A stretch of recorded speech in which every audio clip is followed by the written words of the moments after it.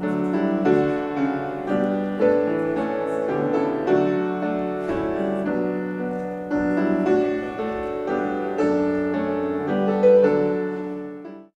morning, everyone.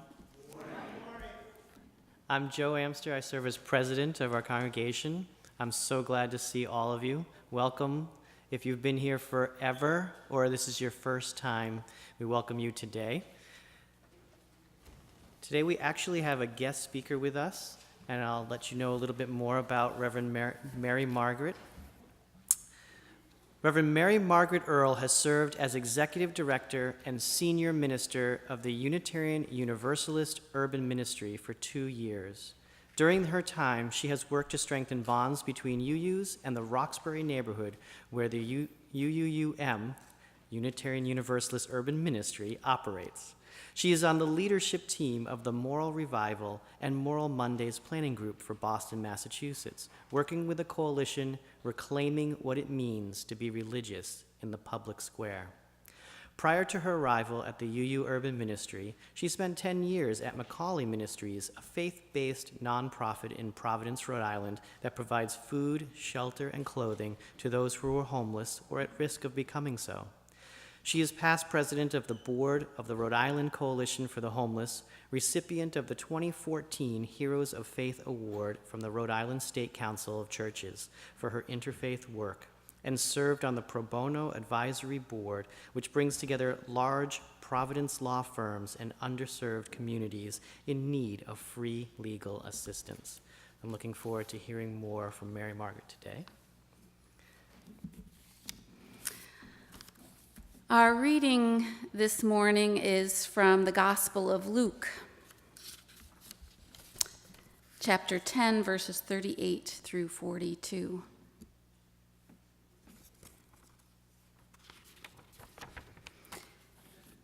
As Jesus and his disciples were on their way, he came to a village where a woman named Martha opened her home to him. She had a sister called Mary who sat at the Lord's feet listening to what he said. But Martha was distracted by all the preparations that had to be made. She came to him and said, "Lord, don't you care that my sister has left me to do the work by myself? Tell her to help me."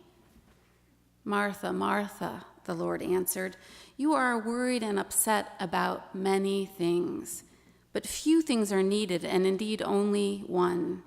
Mary has chosen what is better, and it will not be taken away from her." So ends our reading.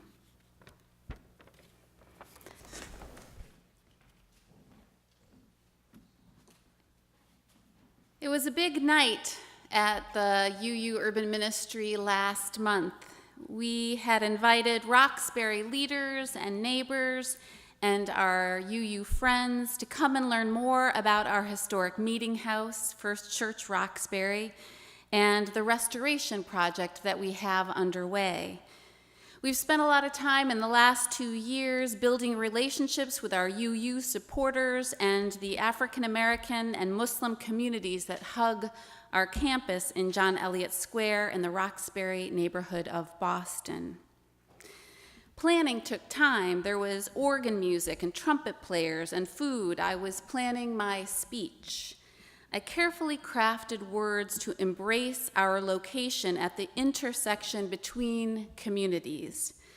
I wrote about the importance of our meeting house. I wrote in remembrance of Sandra Bland, Eric Garner, Michael Brown. I wrote about the strength and beauty and richness of Roxbury as I have come to know it.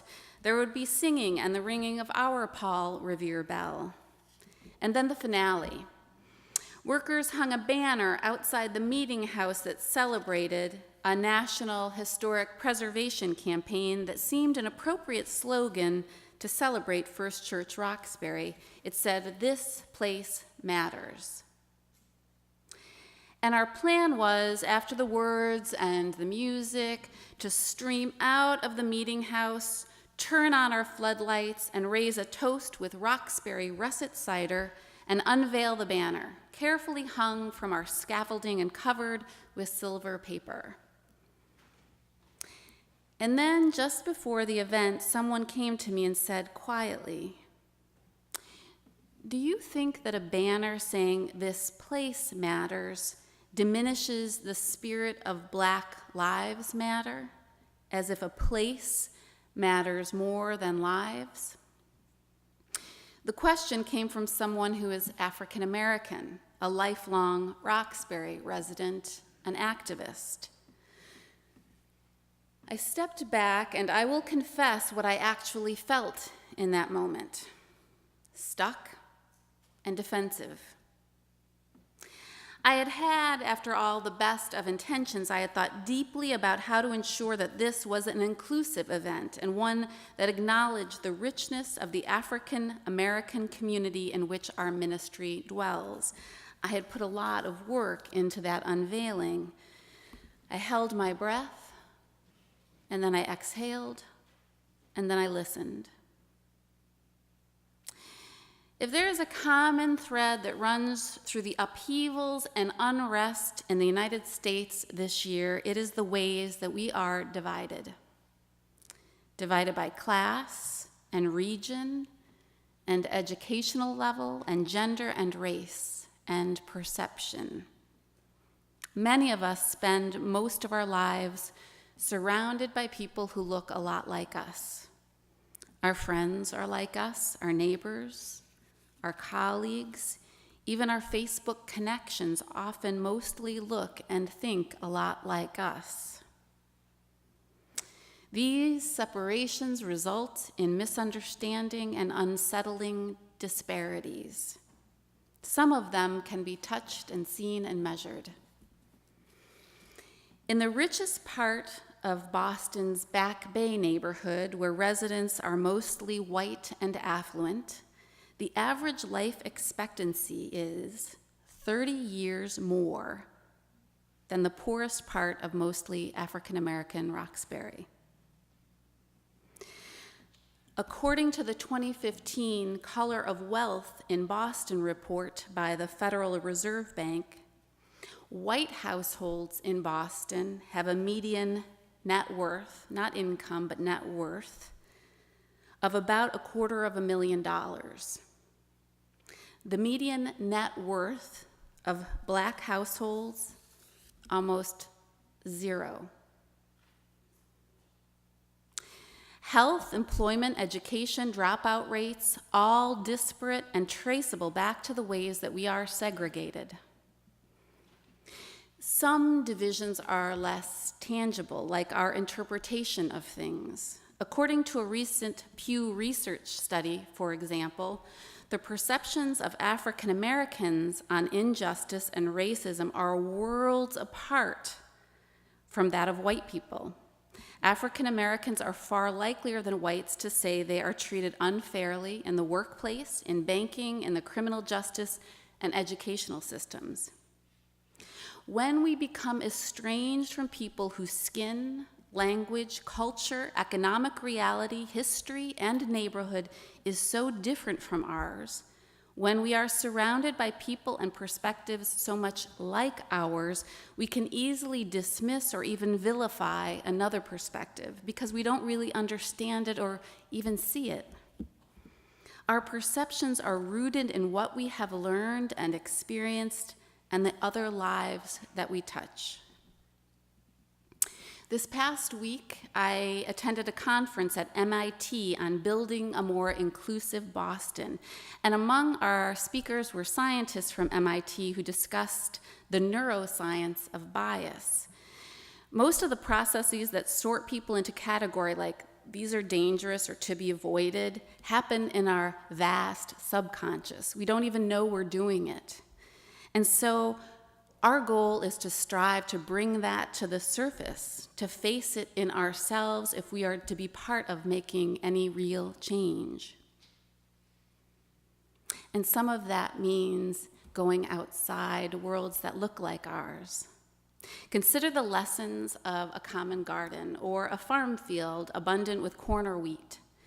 Because it seems easier, because it seems more profitable, farmers sometimes plant the same crop year after year. You need just one set of tools to master that crop, to plant it and tend it and harvest it. But that sameness takes a toll.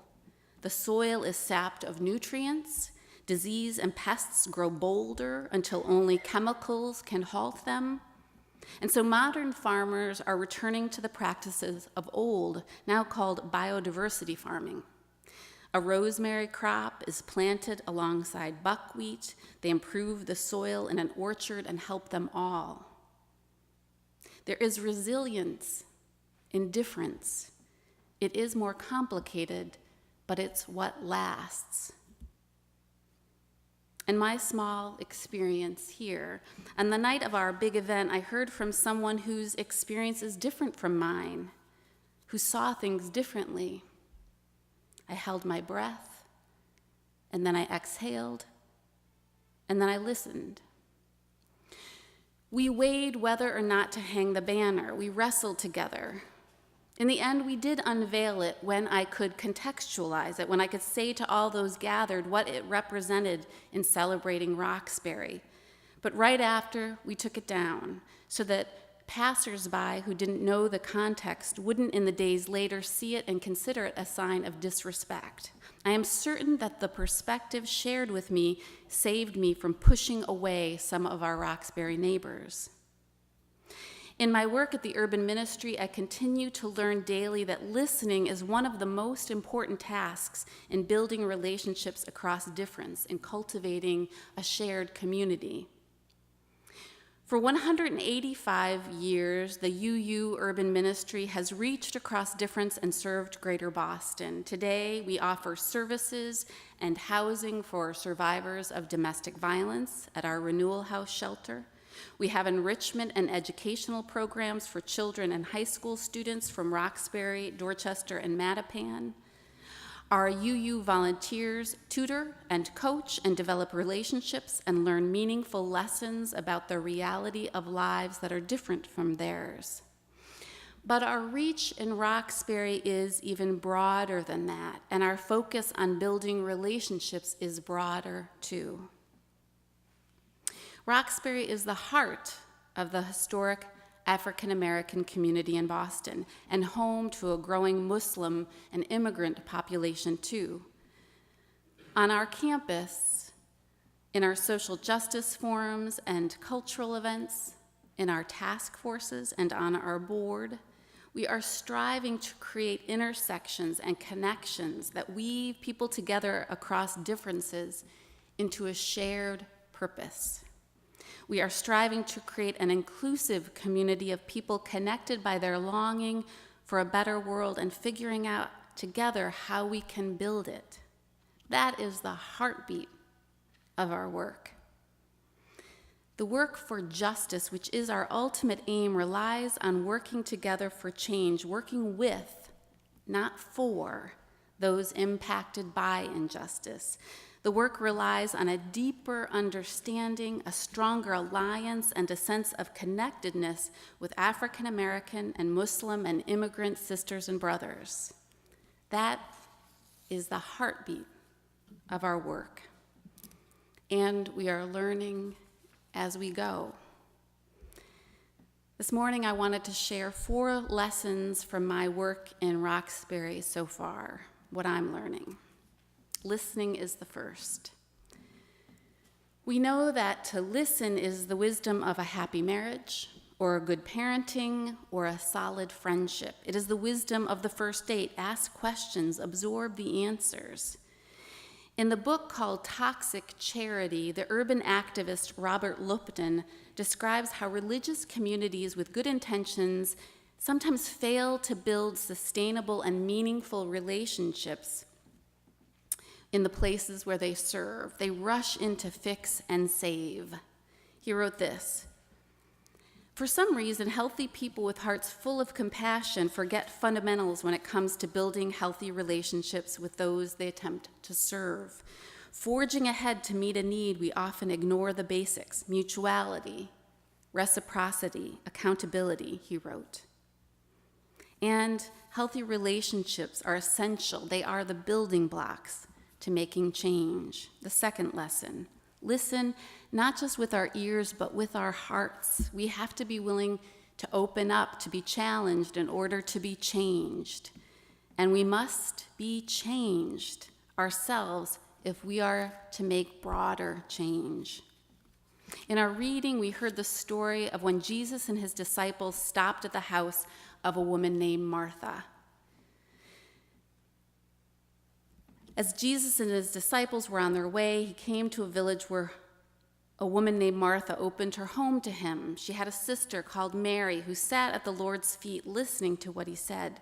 But Martha was distracted by all the preparations that had to be made. She came to him and asked, "Lord, don't you care that my sister has left me to do the work by myself? Tell her to help me."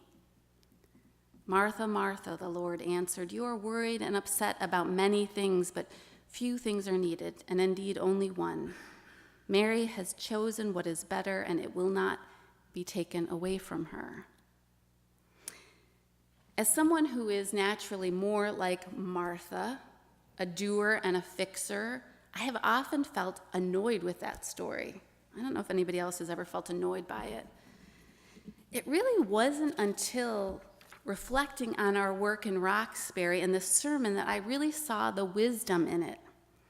Because Mary's virtue was in being fully present, in attending with heart to the lesson that was in front of her, not by jumping in and fixing things. And so it is with the work, and so it is with those who seek to engage with communities impacted by injustice.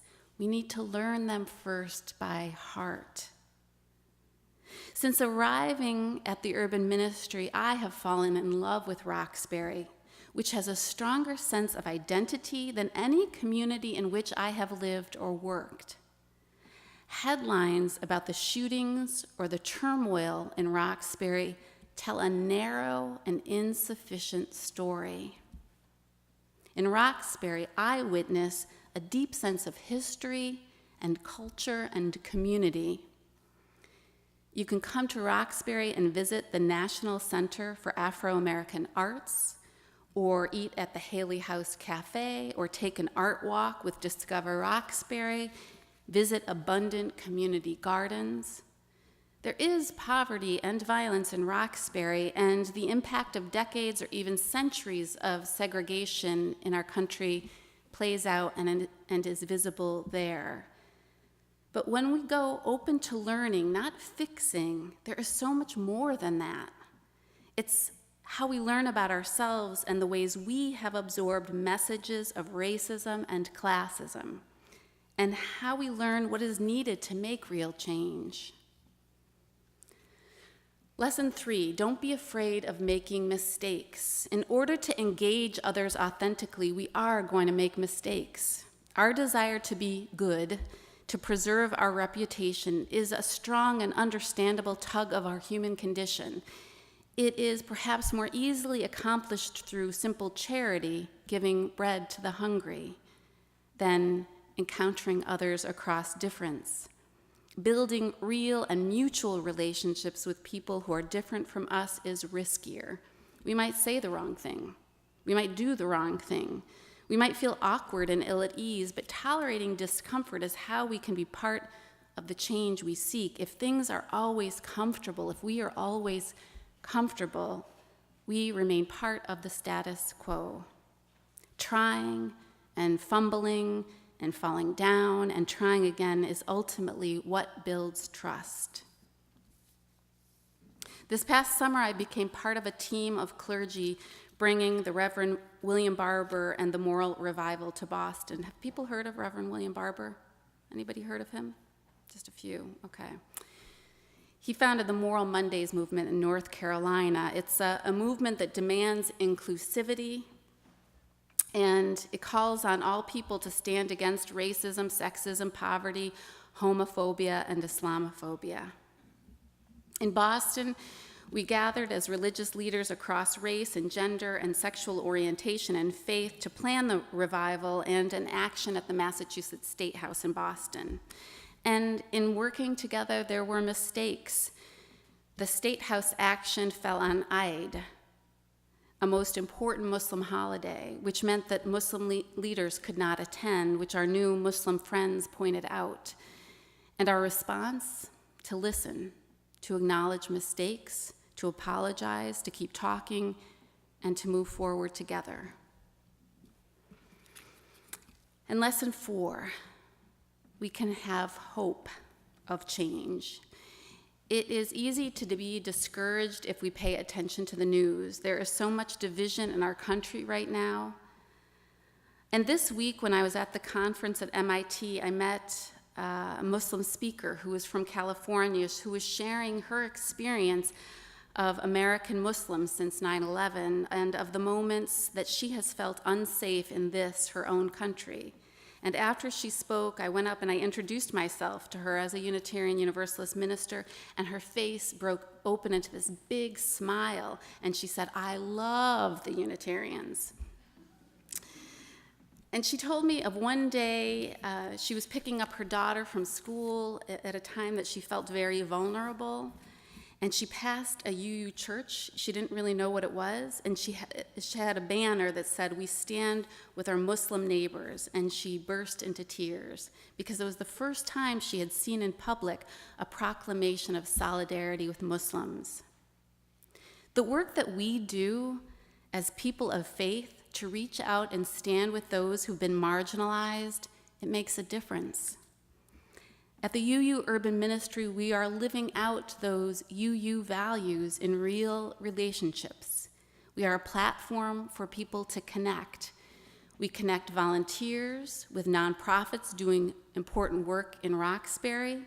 We have a series of in-depth trainings for volunteers that is coming up later this month. We have community suppers and cultural and educational events, all open to our Roxbury neighbors and our UU neighbors. I thank First Unitarian in Canton for being part of that work by being a member of the urban ministry. And I invite you to continue to join our work as a volunteer or simply to come to an event. You can sign up in social hour to be on our email list and hear of all sorts of opportunities. I invite you to reach out to heal the ways that we as humans have become estranged, to be part of rebuilding a world that becomes more like the gardens and fields that are rich with difference and that will last, to show up not perfectly, not to fix or to save or safe from mistakes, but with human hearts that are set on love and kinship and ultimately on justice. Amen, and blessed be. Go out remembering that we are all connected with one another and with those outside of these walls. Go out with outstretched hands, with fingertips reaching, with opening hearts. Go out ready to do the sacred work of expanding our circles of community to acknowledge the fullness of human community. Go out open and reaching. Go in peace.